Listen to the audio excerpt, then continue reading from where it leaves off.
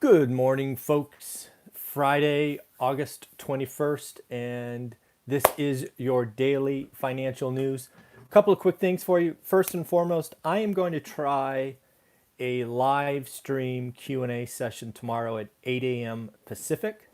So if you have ever wanted to ask me a question, if you ever want to just dive deeper maybe into one of my answers, usually we go back and forth over the comments. I want to try one more live session. I think we've done 5 or 6 where I kind of collect questions throughout the week.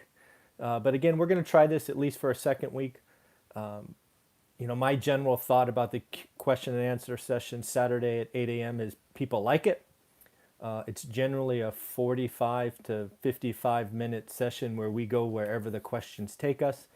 And again, I want to try the live session tomorrow one more time, kind of compare and contrast. I want to hear from you. What do you like? The seated questions, which I think we cover more topics, but maybe we don't go as deep. The only issue with the live session, which was pointed out by some of the other subscribers, is it really depends on the questions I get, right? So if you want to be a part of this, you want to make tomorrow fun, plan to be a part of this at 8 a.m. tomorrow. I will, of course, do the daily financial news at 7:30 on Saturday. So we still do this on the weekend. So in the end, it is for you. So let me know, if you're going to be there, great. If you have a question or two that maybe you want to see just in case it's slow, great. But my intention is to answer questions with the people that are on tomorrow. So just know that that is coming. Second, most of this particular daily financial news will be about the blowout existing home numbers. I have a couple of topics that I collected before that number came out. It came out about 7 o'clock, I think, maybe 7:10. So a couple of things I noted just before that was Ross stores, kind of the opposite of Target and Walmart. They were down 33%. Kind of a specialty discount retailer, wasn't declared a necessity. So again, I think the government has picked winners and losers, and that is unfortunate. Estee Lauder also had some really disappointing news. If you're really in specialty and makeup and things of that nature, and you need a big box retailer, kind of bad number. So again, winners and losers. Good morning.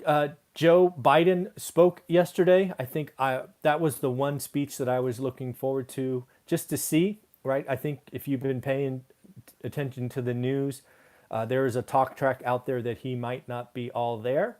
I really don't know what to look for. I'm not a medical expert, but as someone who has given speeches in front of up to 10 or 12,000 people, I thought it was pretty well done. I didn't see,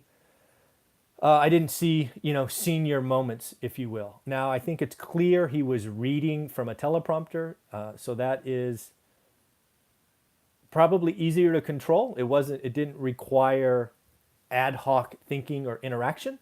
But again, as an independent party who's got no favorites, I think he exceeded expectations. I think we were all told to expect something, and I didn't see anything.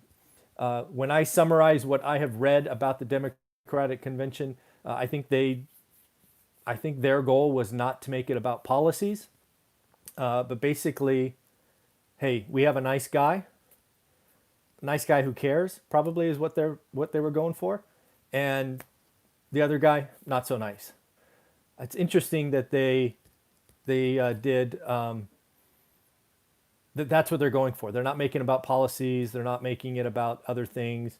They're making it about, hey, I'm a nice, decent person. So, no, now we get to see what the Republicans have to say next week. Again, I think I've been clear. I'm going to be voting for hope. I want to talk about a better future. So the Republicans have a chance to do that.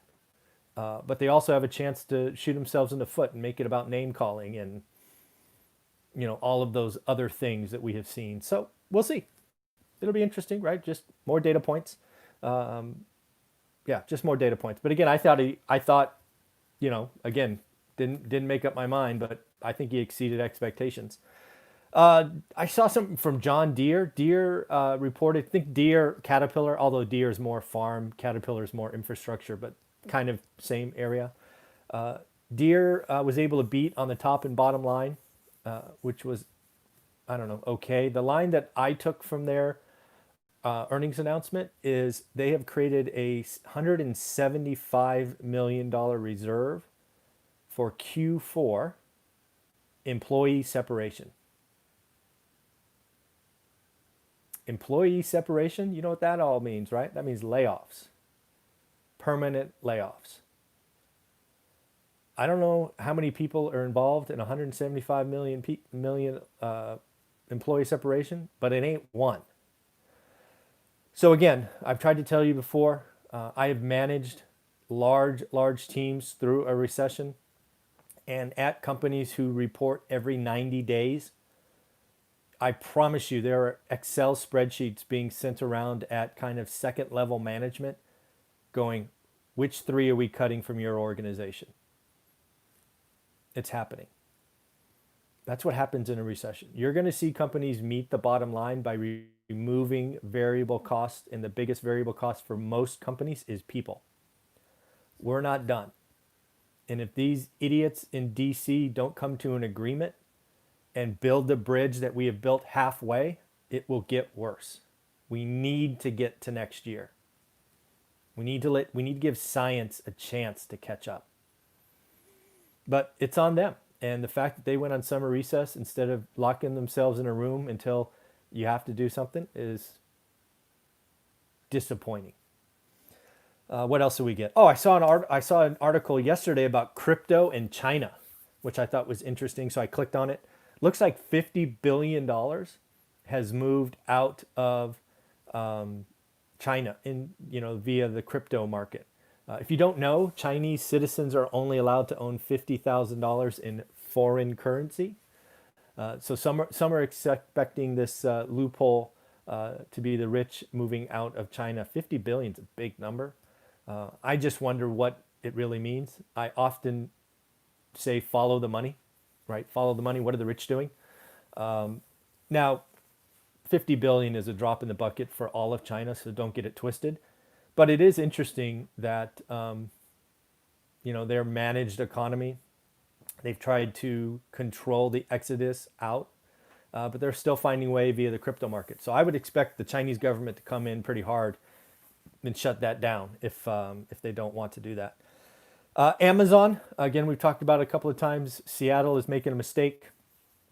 They are picking on employers in Seattle and saying, hey, we need a bigger slice of the pie.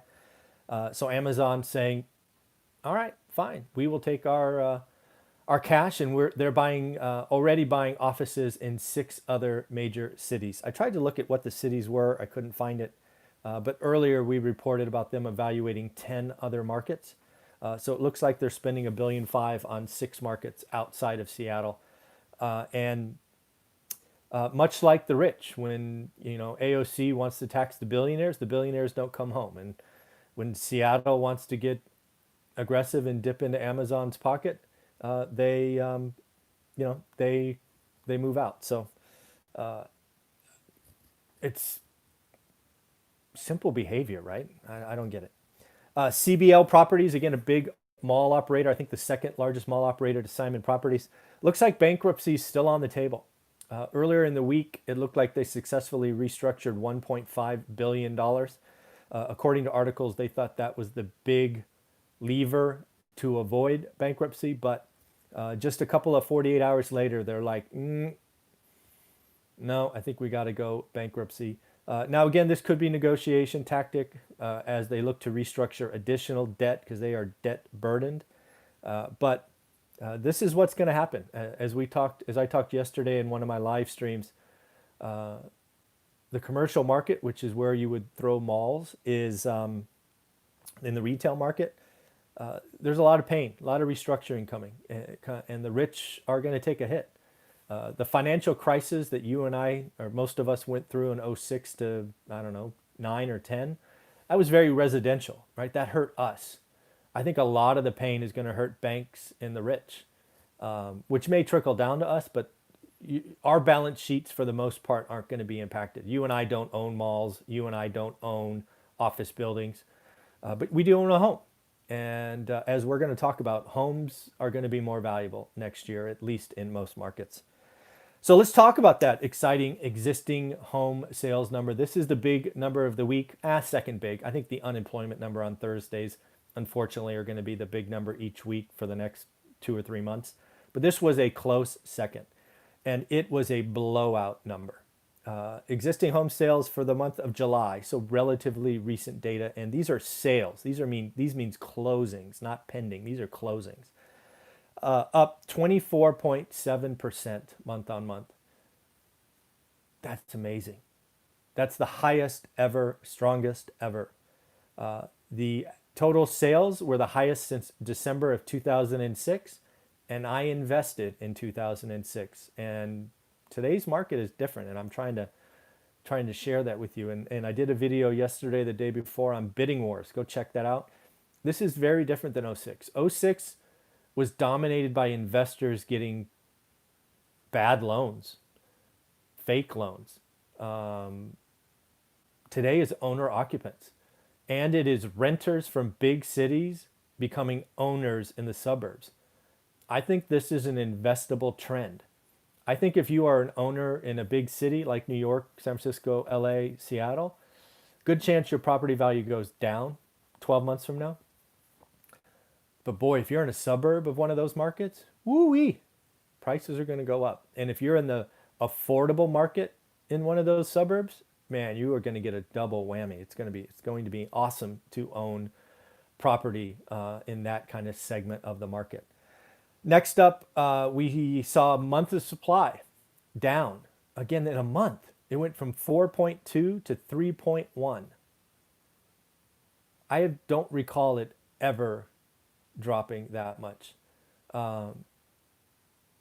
Crazy. Median price set a record, 304 grand. First time the country is over 300 grand.